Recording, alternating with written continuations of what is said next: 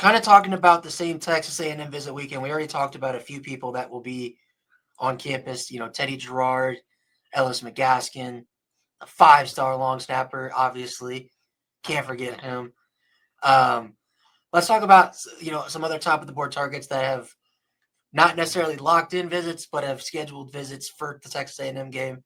One of them being newly 5-star receiver Quentin Burrell from Chicago.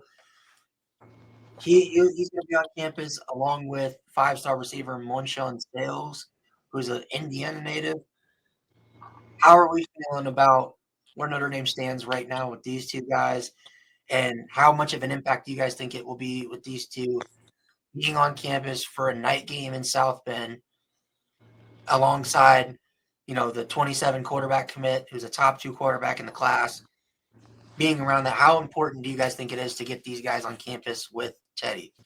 Yeah, I mean, And you want to build a wide receiver quarterback connection. I mean, everyone who watches football knows that quarterbacks and the receivers need to have some sort of relationship. And when you have two receivers that are high 4-stars or 5-star caliber talents from Indiana, if this was the Brian Kelly era, I probably wouldn't expect to get him. But with Marcus Freeman, I expect you to get the best from Indiana.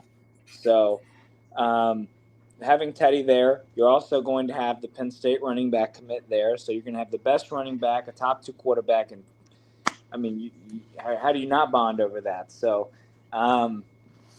with everything being from Indiana, I expect to land at least one of these guys. So I think it's big having Teddy there because, like I said, build the relationship, and maybe that could go a long way in terms of their time at Notre Dame or just through their commitment process or recruiting process. Ben? I think these are both. If we get one of them, that's great. If we get both of them, that's amazing. It's going to be a lot, and how he said like Teddy's got to be a big part of his class. Well, if these wide receivers like talking to Teddy, if they like hanging out with Teddy, it's got to be a huge part of the class because that means that there's a connection there between the top quarterback and the guys who's got to be catching the footballs he's got to throw at him this year. And these are what they're both. One's a 4-star, one's a 5-star, right? Yeah. So Burrell is a 5-star, like, what do you call it? Composite.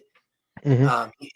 And so they're both 5-star composite receivers. They're both 2 of the top 6 receivers in the nation. Mm-hmm. So you've got the number 2 quarterback on campus and 2 of the top 6 receivers in the nation on campus alongside the number 1 running back.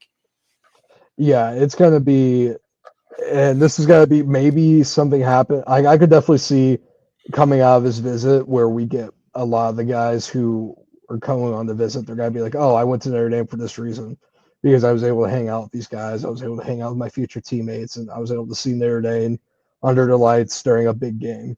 So, yeah. Now, obviously, between the two, who do you guys think is more likely? I don't necessarily know how much Sean knows about the sales recruitment. That's one where, while he is an Indiana kid, it seems like his eyes have kind of been elsewhere, mainly like Ohio State, some SEC teams. It hasn't really felt like he's kind of had that. And I don't know him. I don't know about him specifically, but just from like the outsider's perspective, it seemed like there really hasn't been much interest in Notre Dame. And if you just look at how Notre Dame has fared with elite level receivers from the state of Indiana, and has not played out well. Nitro Tuggle, and he goes to Georgia. I'm blinking on the kid that went to Ohio State, the receiver out of Indiana who also went to Ohio State. John Anthony Hall, who is a top 50 player from Indiana, goes to Stanford. Like, it doesn't seem like Notre Dame recently has done well keeping in-state talent at receiver position in-state. So that does concern me a little bit with sales. Me personally, I think it's more likely that you get Burrell because he plays in Chicago, and Chicago's a heavy Notre Dame area. He plays at Mount Carmel, so he plays top tier competition over there. Who do you think? Who do you think is more likely? What high school does Slater go to? Does Sales go play for? Sales, I Let's see. mean. He plays for Lawrence North in Indianapolis. My thing is when I look at Nitro Tuggle Yeah, and I look at those kids, did we offer Nitro Tuggle? we did. It's just that kid was something. That kid was something else. He didn't really well, and we know, of course, the other things of Nitro Tuggle, the off the field issues. But when you look how the kid played football in high school, and it was, and I don't want to give out all my information, even though if you went to my Twitter, you can find it. Um, I we played him. It would have been my sophomore year of college, but my high school that I went to, we played him in the state championship. We played him, and it was he was a kid who was a lot of me ball position, which is fine. He's a really good receiver, fully understandable. I don't know how well he would have worked out in Notre Dame. It turns out he's off the field issues. Now he's at Purdue. I would want to see how that works out first before I say losing out on Nitro Tuggle was the end all be all. It's the other thing with the Indiana kids. A lot of those kids, when they grow up, and a lot of them at the skill position, unless it's quarterback, they don't know a lot of kids from their area that went to these schools like Notre Dame and did well. They know about kids who went to Ohio State and did well. They know about kids who went to IU and sure. And they know about kids who went to Purdue and did well. Well being just Rondell Moore. But Notre Dame wise, I don't remember the last time we got a skill position guy from Indiana. A lot of Michael Mayer, he was from Kentucky. Cole Kmet, he was from Chicago area or Illinois area. I don't remember. Yeah, he was. I can't really put it skill position wise on the offense side of the ball. I can't think of a time we've gotten a kid from Indiana and he's worked out off the just top of my head. And it's really that has to do with it, and also could be a change in the guard because we're gonna have an amazing wide receiver group come in, and we're gonna have guys. I think Malachi Fields will end up being a top. I think he'll end up being a good draft pick, maybe a third round draft pick. I don't think he'll do a day 3. I think he'll be a day 2 guy, but we're gonna have that. Jane Greals will probably end up being a day 3 guy at least.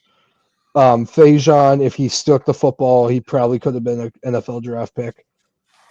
We're gonna have guys like that are coming in, so we'll have to see. But I'm not really. It's not the end all be all if we don't get the sales from Lawrence North. And the other thing with it too is also Indiana kids. Not all of them always have the grades to make it into Notre Dame, even with that little bit of a buffer they get for being an athlete. Not always. And usually, times for the kids who do choose Notre Dame, they would get into Notre Dame even if they were an athlete. They're that smart. They have that good grades. So that I could don't know also how have something to familiar do with it. you are. I don't know how familiar you are because I know you're from Indy, Mhm. but how familiar are you from Lawrence North specifically? Is it like a pretty high education school? Is it It's more of It's an Indianapolis public school. I know them more for their basketball program, not for the football program. okay? I'm not saying people at Lawrence North are dumb. I'm not Yeah, saying they're a great school. You're going to get a great education there. Um, but realistically speaking, it's not like a private school. If that's what you're going to ask, it's not a okay. private school. Because I'm more familiar with Mount Carmel, obviously, in Chicago, but like that's where like I'm kind of like if you get Burrell, even if you just split, like you get Burrell and not Sales, I'm fine with that because I think Burrell by himself, as again, he's one of the top 6 receivers. Is there really that big of a difference between the number 6 receiver and the number 3 receiver in the class when they're both composite 5 stars? It would be nice to get both of them, but also I think it also helps when you have Julius Jones Jr., who is a legacy kid who is also still on the board. It's not and we'll kind of talk about him a little bit here briefly, but he's already said that he's going to get up to South Bend for one of the night games, so that means A&M, USC, or Navy. If you're the staff, would you prefer him to be on campus for the A&M game, or kind of have him come for the USC game or Navy game when it's kind of more you can specifically roll out the red carpet for just him? I would rather have him there for the games with the other players. because I feel like once again it's got to be that connection they're gonna have to make. That's one thing that I feel like we're forgetting a part of recruiting is that these guys when they come in together, they're very close because they became friends with each other. Like we look back at the biggest recruiting weekend in Notre Dame history, Back in for June. back in Yeah. June, like those guys look close, like they looked like they all were really good friends. That there wasn't really a question on how they were acting or anything like that. I think it will be important to see that happen.